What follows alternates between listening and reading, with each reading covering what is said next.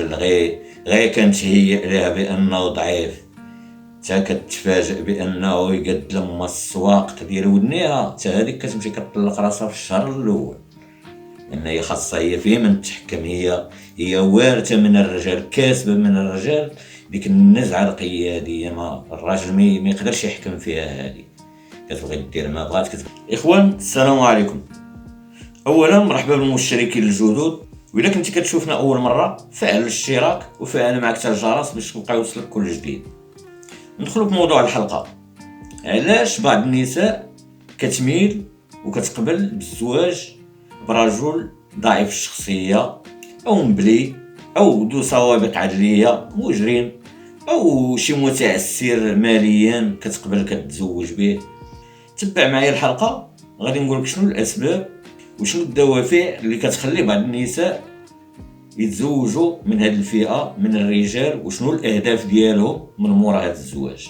اولا غنقول لكم كاينه المراه اللي عندها ديك النزعه القياديه، كثره المعاشره ديالها مع الرجال كتولي عندها ديك النزعه القياديه، كتولي بحال الراجل، كتبغي تحكم في الرفيق ديالها، كتبغي تفرض عليه السيطره ديالها، كتدبر على راجل ضعيف الشخصيه، هو اللي كتقول غنقدر ندير فيه ما بغيت.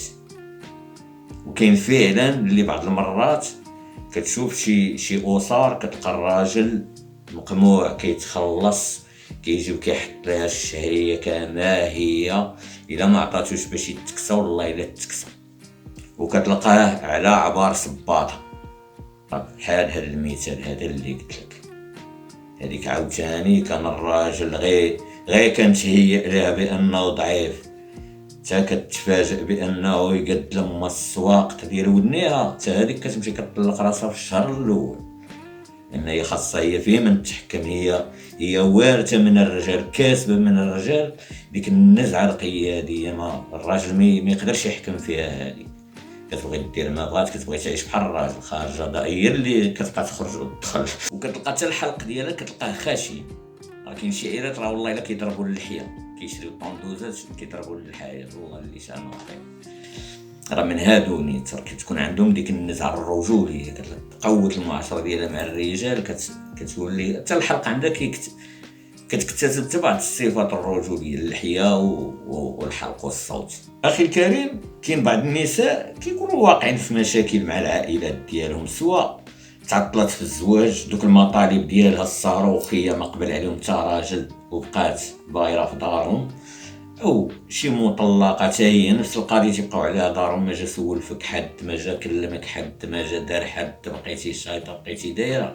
او دوك المتقوبات كيكونوا ديورهم ما فراسهم، شي مشرقه مشرش ما مساريه، صرا لعبات في الزناقي طابت، خاصها دير الاسباب باش تحيد داك الرباط الاسري باش تخرج للزناقي، لانها كتستعمل هذا الراجل هذا بحال شي باب سترات به واحد المشكل اللي كان غيفتحها مع الاسره ديالها ولا مع الناس اللي محاوطين بها.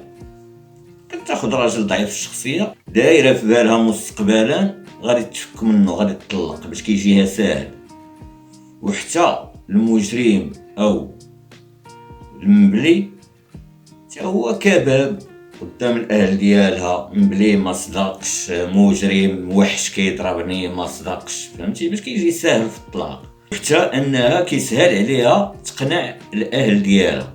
وهذه الفئه من النساء غالبيه هي اللي كتكون من ديك اللي كتكون متقوبه، ضحكوا عليها عباد الله، شي وحده شرفات وبقات بلا زواج، شي وحده الطموح ديالها كبير وبقات بلا زواج، كتاخذ شي واحد بحال هكا كتسد به الباب واحد الوقيته وكتعاود عاوتاني. تحياتي للجميع اللي كيشوفنا اول مره يدعمنا بالجيم، يدعمنا بالاشتراك، تحياتي للاخوه العرب من محيط الخليج.